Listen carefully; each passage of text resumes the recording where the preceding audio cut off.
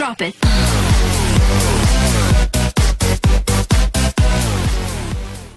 Hai Sobat Sonora, jumpa lagi di Ruang Gizi. Tentunya di hari ini saya tidak sendiri Sobat Sonora. Tentunya narasumber akan saya hadirkan. Ya akan kita ajak ngobrol kurang lebih 15 menit ke depan nih Sobat Sonora.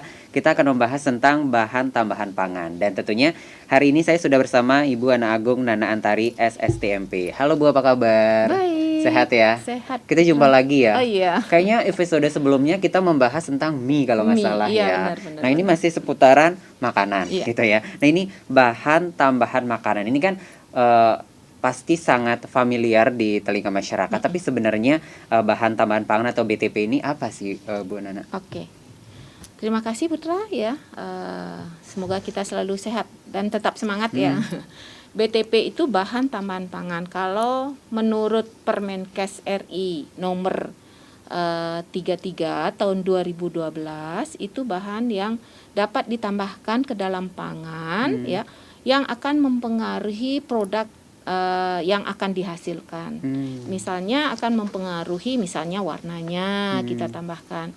Misalnya memperpanjang masa simpan itu ya. Banyak ya tujuannya apa yang kita inginkan. Itu adalah bahan tambahan pangan gitu. Oke, itu ya. Tapi sebenarnya kalau ditanya gitu Bu, sebenarnya perlu nggak sih BTP ini untuk di sebuah makanan atau seperti apa?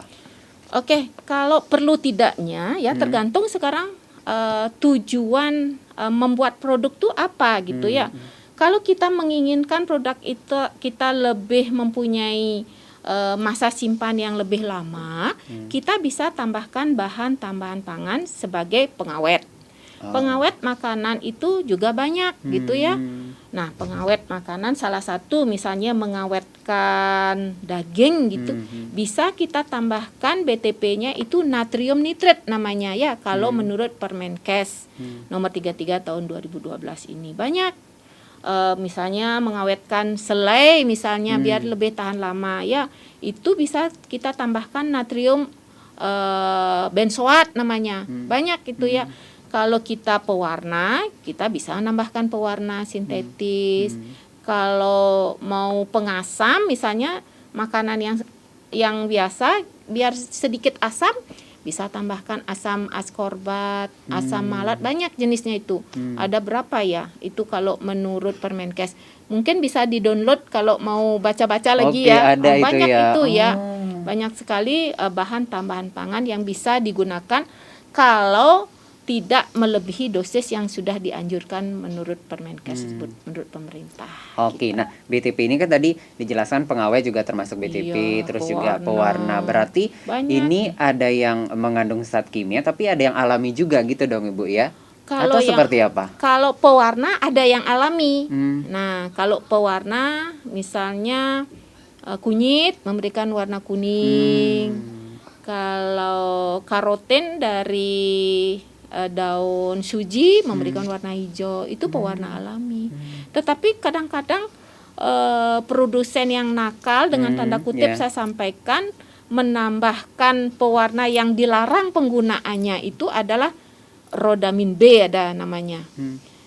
Yang memberikan warna pink pada tekstil. Biasanya itu untuk tekstil, industri tekstil, tetapi justru ditambahkan ke dalam makanan. Dia akan memberikan warna yang cerah, mencolok, warnanya pink gitu. Methanol yellow juga warnanya kuning untuk tekstil. Tapi justru kadang-kadang ditambahkan pada produk makanan tersebut gitu. Dengan tanda kutip saya sampaikan produsen yang nakal ya. Nah, itu yang biasanya menambahkan pewarna yang tidak diperbolehkan. Kalau yang diperbolehkan ada banyak. Kalau Mas Putra mau beli di pasar swalayan itu banyak dengan botol-botol kecil itu gitu, ada pewarna. Oh, yang segini-segini itu ya. Kecil, iya, boleh itu. Tapi harus dosisnya juga Harus jangan tepat terlalu ya. banyak juga. Nah, tapi selain tadi mungkin produsen yang dalam tanda kutip nakal ini ingin tampilan makanannya lebih bagus seperti itu. Sebenarnya apa sih yang mendasari mereka gitu ya untuk memilih produk tersebut gitu? Memilih pewarna yang kurang tidak diperbolehkan tidak diizinkan untuk ini ya karena yang pertama ya justru warnanya memang lebih mencolok dia ya. Lebih menarik gitu lebih ya. menarik gitu. Kalau pewarna alami dia pudar dia karena tidak stabil dia. Nah, kalau dia menggunakan pewarna ini yang tidak diperbolehkan itu di samping warnanya mencolok, cerah, jreng, harganya yang murah gitu. Jadi Harganya bisa jauh mendapat lebih murah. keuntungan Iya, gitu ya. warnanya lebih murah. Pengawet-pengawet seperti borak, formalin kan lebih murah dibandingkan dengan nitrit gitu. Nitrit kan jauh lebih mahal penggunaan pengawetnya gitu. Oke, Harga itu yang pertama mereka lihat ya. Iya, benar. Oke, kalau kita melihat sekarang nih, Bu, kan ya banyak banget ya yang masih gitu nakal. Apa sih yang bakalan ditimbulkan dari penggunaan BTP yang tidak diperbolehkan ini terhadap tubuh kita yang mungkin terlalu banyak kita konsumsi? Oke, yang pertama ya pasti akan membahayakan kesehatan ya. Apalagi kalau yang akut ya mungkin langsung pusing ya kan. Kemudian teriritasi tenggorokan dan sebagainya. Yang kalau kronis ya jangka panjang ya pasti akan menimbulkan perubahan metabolisme, terjadi karsinogenik, senyawa karsinogenik itu menjadi kanker gitu dia.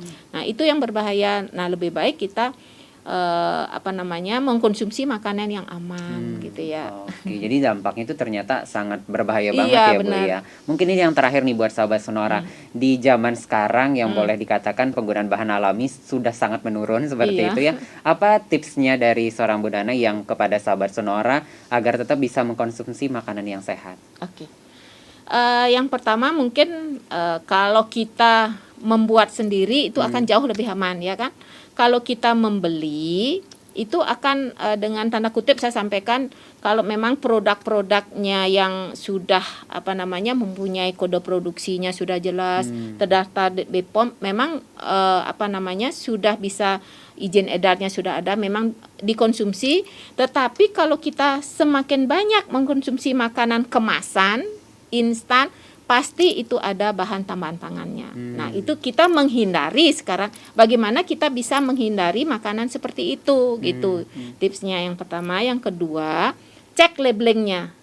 Labelingnya apa sih yang ada pada makanan tersebut? Kandungannya kandungan gitu ya. bahan tambahan pangannya. Misalnya sebagai pengawet ya di sana coba cek di makanan kaleng, oh ternyata ada natrium nitritnya, oh ada pengawetnya.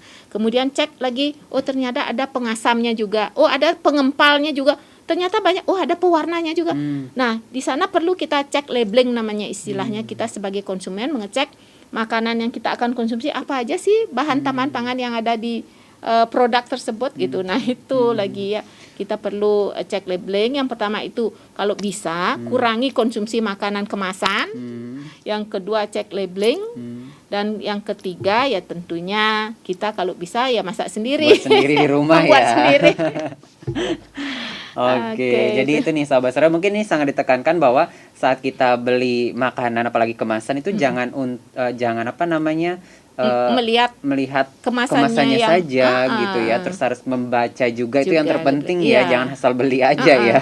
Apa Oke. sih isinya labeling. Oke, itu ya sahabat Sonora, mudah-mudahan kita ini semuanya sehat walaupun sekarang dunia teknologi semakin canggih gitu ya, makanan semakin banyak yang beredar, tapi tetap kita hidup sehat. Baik, terima kasih Bu Nana sudah berbagi untuk hari ini. Kita jumpa lagi lain kesempatan ya. Makasih Putra. Oke, sahabat Sonora, jadi obrolan kita untuk hari ini di Ruang Gizi tentunya tentang bahan tambahan pangan dan semoga kita tetap hidup sehat. Selamat siang, bye-bye. Bye bye.